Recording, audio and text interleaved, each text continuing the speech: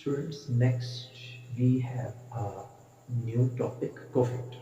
अब हम कोफैक्टर की डिस्कशन करेंगे। तो सबसे पहले तो आपको ये पता होना चाहिए कोफैक्टर्स क्या है, हाउ वी डिफाइन दैम। तो cofactor are non protein part of enzymes.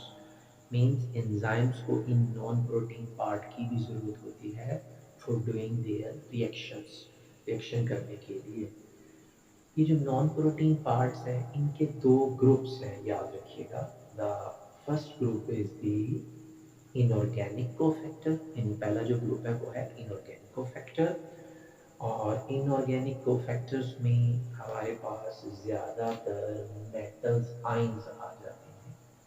ये जो मेटल्स आइंस हैं these are what inorganic cofactors. For example calcium है, आयोडीन है, आयरन है, जिंक है। इनको हम ट्रेस एलिमेंट्स भी कहते हैं। They have their own role. वैसे इनका आइसोलेटेड फॉर्म में भी रोल होता है हमारे बॉडी में, लेकिन एज अ कोफैक्टर भी ये एक वाइटल रोल अदा करते हैं। इनकी मौजूदगी में एंजाइम्स अपने उन सबस्ट्रेट को तोड़ते हैं। जैसे ये मेटल्स आइंस है, like we have this enzyme, ये हमारे पास है एक सबस्ट्रेट। अब ये जो मेटल आयन है लाइक कैल्शियम, तो जो हमने कैल्शियम वाले सबस्ट्रेट को खाया, जैसे हमने जो कैल्शियम से रेलेवेंट डाइट को खाया, सबस्ट्रेट को कैरी किया, तो उस एंजाइम ने इस डाइट को, इस सबस्ट्रेट को तोड़ना है, लेकिन उसके लिए इस आयन, इस कोफैक्टर का होना ज़रूरी है। तभी जाके ये सबस्ट्रेट कन्वर्ट होगा इनटू प्रोडक्ट्स में। सो ऐसे आयरन है, जिंक है, मैग्नीज है। So in our daily life we use these ions in different ways. So these ions are also required for enzymatic action too. अच्छा जी, ऑर्गेनिक कोफैक्टर की जब हम बात करते हैं ये ज़्यादा इंपॉर्टेंट होते हैं, इनका भी अपना रोल है। ऑर्गेनिक कोफैक्टर में दो ग्रुप्स आ जाते हैं, जैसे मैंने यहाँ मेंशन किया। एक हमारे पास है जी प्रोस्थेटिक ग्रुप, प्रोस्थेटिक ग्रुप, और there are the other is the coenzymes. ये दोनों ऑर्गेनिक कोफैक्टर की एग्जांपल।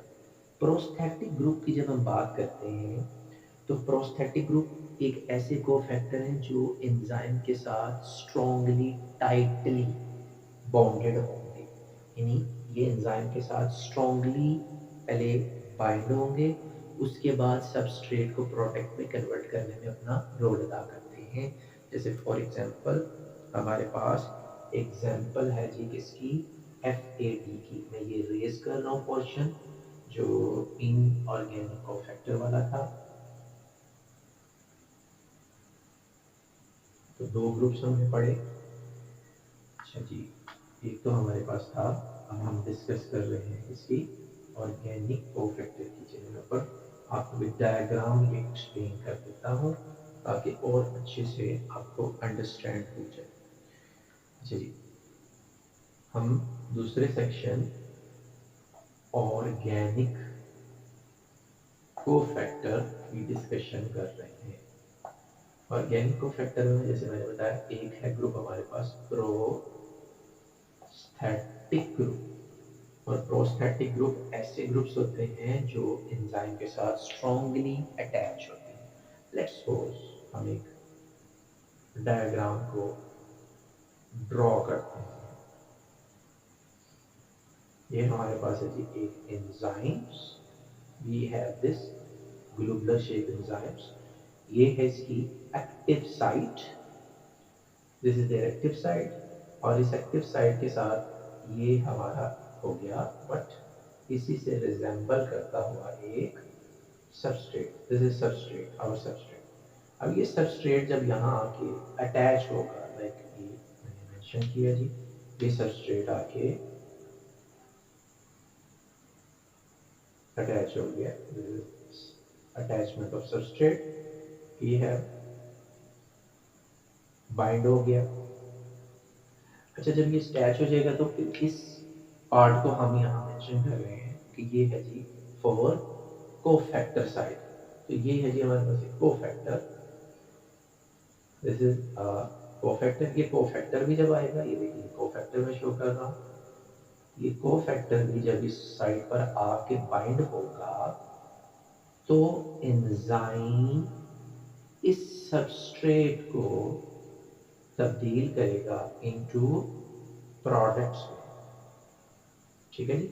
अब ये जैसे हमने पहले पढ़ा, ये इनऑर्गेनिक भी हो सकते हैं लाइक मेटालाइन और ऑर्गेनिक। अब प्रोस्टैटिक ग्रुप में ये जो कॉम्बिनेशन है ये बड़ी स्ट्रांगली हो, यानी स्ट्रांगली अटैच होंगे एंजाइम्स की कोफैक्टर साइट पे प्रोस्थेटिक ग्रुप्स। प्रोस्थेटिक ग्रुप की एग्जांपल देखते हैं, जैसे हमारे पास एक example we have an example FAD है, ये प्रोस्थेटिक ग्रुप है एफएडी। एफएडी फेल्वन एडेनाइन डाई न्यूक्लियोटाइड, ये एक प्रोस्थेटिक ग्रुप है, या NAD. This is also a prosthetic group. ये एक्ट, अच्छा ये याद रखिएगा कुछ बुक्स में ऐसे भी है कि it can act as a coenzyme too, लेकिन ये आपके पास प्रोस्थेटिक ग्रुप के तौर पे भी वर्क करते हैं।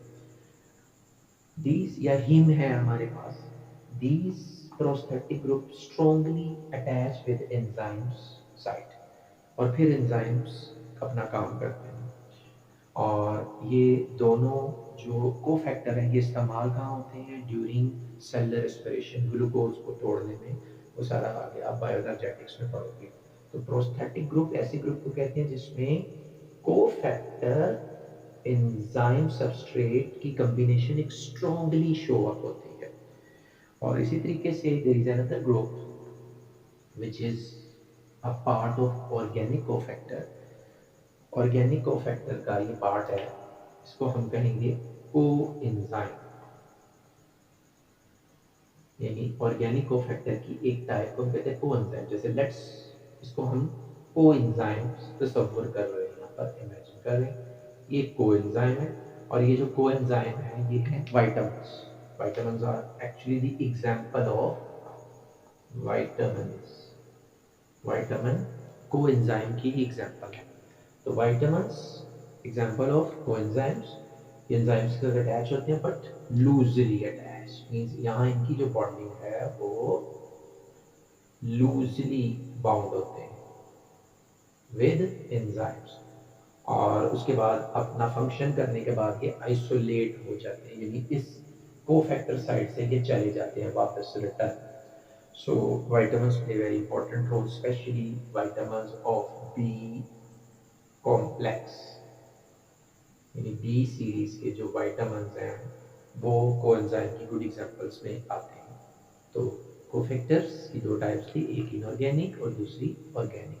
इनऑर्गेनिक में ज़्यादा मेटालाइंस है, ऑर्गेनिक में दो ग्रुप हैं, one is the prosthetic group, other is the coenzyme. Prosthetic group enzyme के साथ स्ट्रांगली अटैच होंगे और जो कोएंजाइम है दे अटैच लूजली। अच्छा, एक और यहाँ पर बहुत ही इंपॉर्टेंट चीज़ कि there is a two definition, one is the apoenzyme, other is the holoenzymes. ये भी आप लोगों को मस्ट पता होना चाहिए, बच्चे इसमें भी काफ़ी कंफ्यूज होते हैं। So what are these two, ये कोफैक्टर से ही रेलेवेंट टू डेफिनेशन है, ये याद रखिएगा। अच्छा, जब हम इन डेफिनेशंस की बात करते हैं, जैसे अभी मैंने मेंशन किया कि this is another two definition, यानी एंजाइम्स के लिए हम एक वर्ड यूज करते हैं sometime apo enzymes and sometimes we use a word holo enzymes। अच्छा, कब हम एपो एंजाइम वर्ड यूज करेंगे और कब हम होलो एंजाइम वर्ड इस्तेमाल करेंगे। एपो एंजाइम हम उस वक्त यूज करेंगे कि अगर आपका एंजाइम और सबस्ट्रेट ही मौजूद है, यानी एंजाइम और सबस्ट्रेट की कॉम्बिनेशन ही हो, only there is only substrate और enzyme हो, but कोफैक्टर अभी अटैच नहीं है। यानी आप ये कह सकते हैं कि एंजाइम्स ने अभी अपना काम करना शुरू किया है, इसके साथ कोफैक्टर अटैच नहीं है।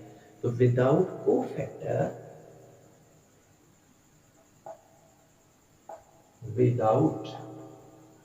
कोफैक्टर एंजाइम्स को हम क्या कहते हैं, एपोएंजाइम्स। ठीक हो गया जी। और इसी तरीके से होलो एंजाइम में if we have this diagram, जैसे हमारे पास है ये डायग्राम, इस डायग्राम के अंदर हमने एक एंजाइम को मेंशन किया, इसकी globular side, this is their the substrate, ये सबस्ट्रेट की अटैचमेंट हो गई है। अब ये जो कोफैक्टर साइट है, अगर इस कोफैक्टर साइट पे कोफैक्टर आकर ऐसे अटैच हो जाए तो मींस ये कॉम्प्लेक्स रिएक्शन के लिए रेडी हैं। We call them, now we call what, अब हम इस एंजाइम्स को कहेंगे ये है होलो एंजाइम। देखिए होलो एंजाइम ऐसे एंजाइम्स होंगे जिनमें holo enzymes are those enzyme in which cofactors are attached at enzyme substrate complex. ठीक है जी students, so that's we have today very important topics related to enzymes.